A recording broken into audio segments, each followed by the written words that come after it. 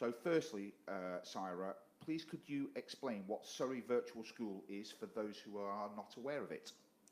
So a virtual school is a part of a local authority's statutory duty towards looked after children. So Surrey has 600 approximately looked after children who are of statutory school age who are in care to Surrey, and they attend lots of different schools across the country. Our role in the virtual school is to track, monitor, support their education and make sure that they have appropriate education in the settings that they attend.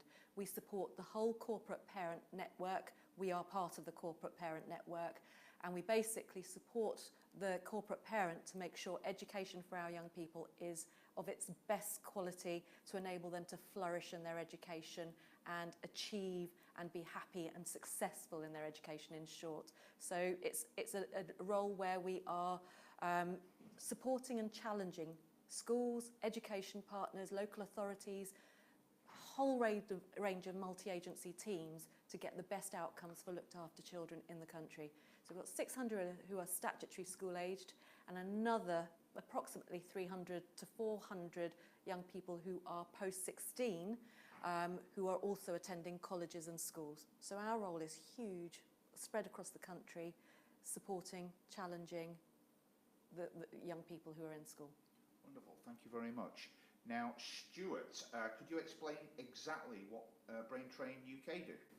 Sure. So, in a nutshell, we train your brain. We train your brain to work better, to optimise performance.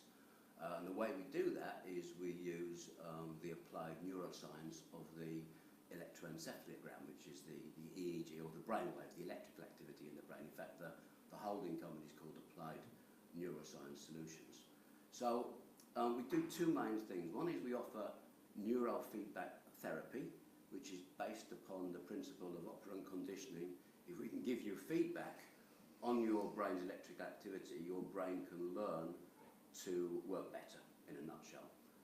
We give feedback through 3 of the 5 senses, through sight, hearing, and through touch. And through that feedback learning loop, the brain can learn to work better. The other key part of what we do currently is what we call brain mapping, or advanced brain mapping. And this is where what we do is we, again, analyse the energy system, the electrical energy system in your brain, and understand how well your brain is functioning, how well it's integrated, and how well balanced it is, particularly with regard to our thinking brains and our emotional brains. And what we do with the brain maps is we can raise people's awareness of how their brains work and empower them in that way, and that we can also use the information we get from that to direct some of our neurofeedback therapies. Okay, thank you very much. Now, we're here to discuss a pilot. So if you can tell me about this pilot and what's involved and who's involved. Should I start? Go for it. Okay, so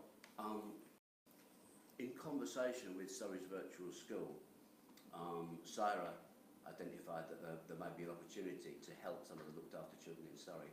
So what we've got is we've got a contract from Surrey's virtual school to take 5 looked after young people, do the advanced brain mapping with them, and then do a program of neurofeedback therapy to optimise their brain function, so that this enhances their opportunities through their educational process and later on in life.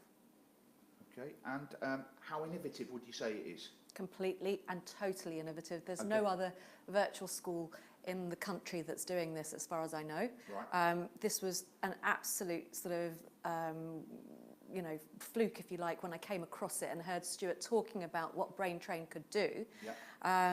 And it was just an opportunity to absolutely empower the young people themselves in understanding their brains and understanding how they could really know themselves better, in short, to be able to manage their education.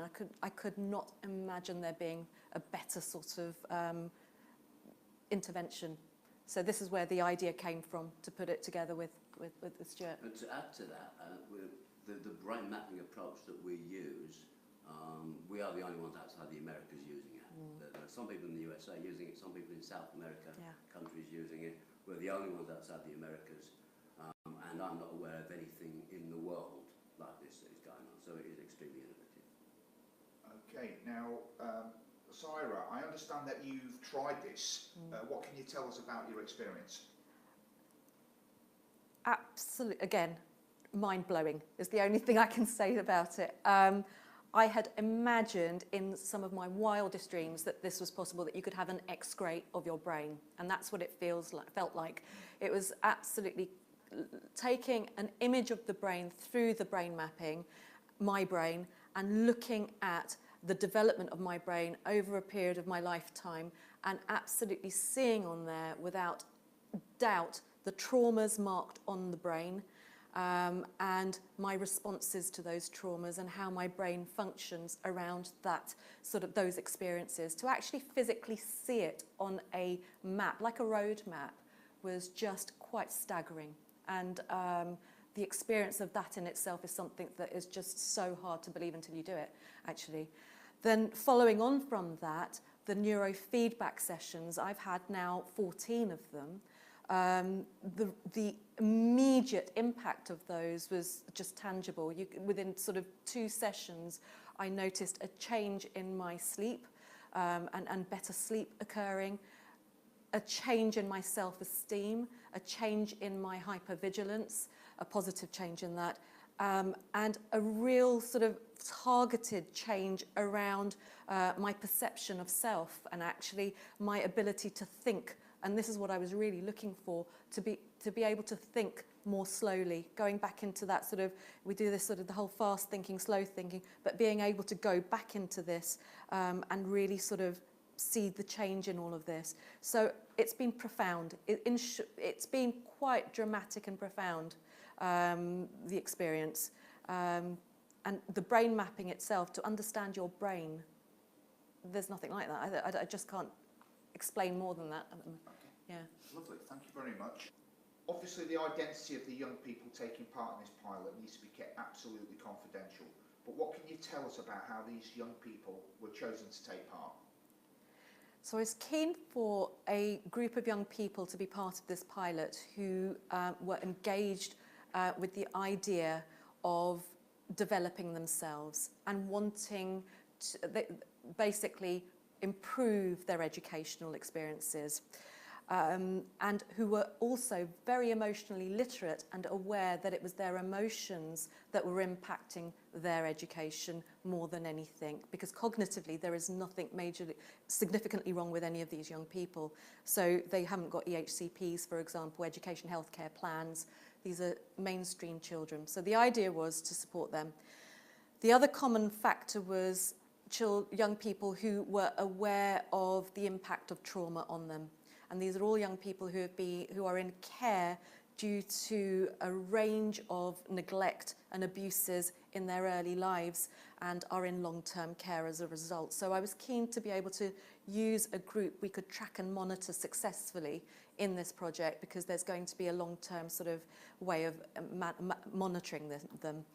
And actually, the other factor which really drew me to this group on selecting them was that the partners involved, the social workers, their foster carers or residential homes, were also up for the idea, and that's what I got from all of them.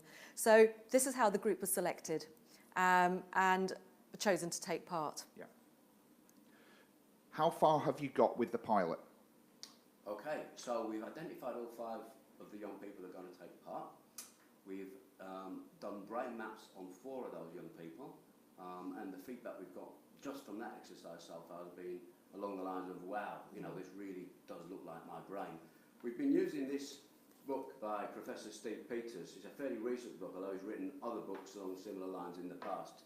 And what Steve Peters talks about is the fact that we've got a thinking brain, which he calls our brain, and we've got a kind of emotional brain that we can't really control, which he calls our chimp brain. And the brain mapping that we do is, aligns exactly with that. We call it the limbic system, the emotional brain, and the neocortex, the thinking brain. And what we're trying to do with the young people is to identify where the particular areas of their brains where they might be a little bit imbalanced, and that's gone down really, really well.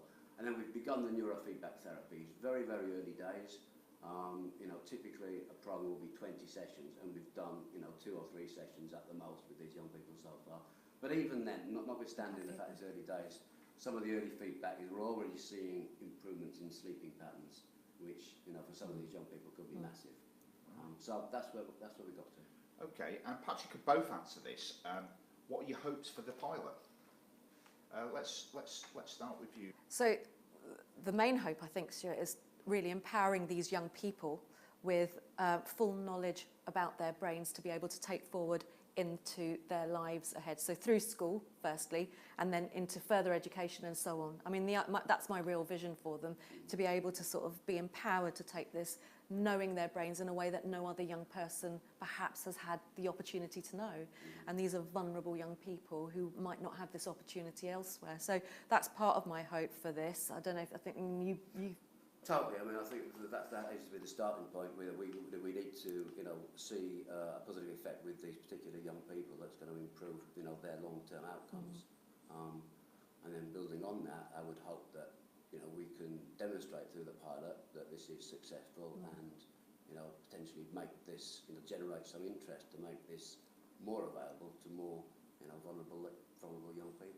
And actually for schools and for the carers and parents, because it's not just for looked after children perhaps. I would think that this is something that could go into mainstream education. This would be something I would be having conversations with head teachers about. I've already started doing that actually. And talking about this in a wider network around how this can improve educational outcomes for young people and children per se. It's really about sort of looking at sort of, you know, how the brain, head teachers have sort of said we can actually have a map done of our pupils and sort of see where the areas are to target.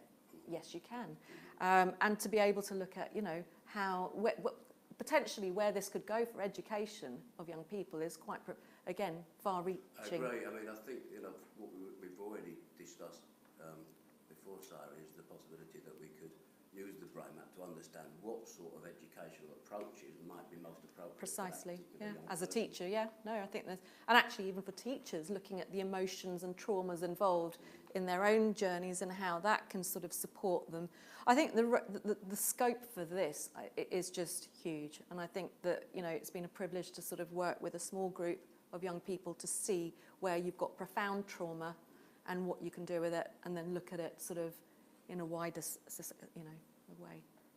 Okay, well, it sounds really exciting, and I'm sure that's something you will report again more on your social media, Stuart, and website, and something we'll obviously pay close attention to. We'll so keep you up to date. Yeah, thank you very much.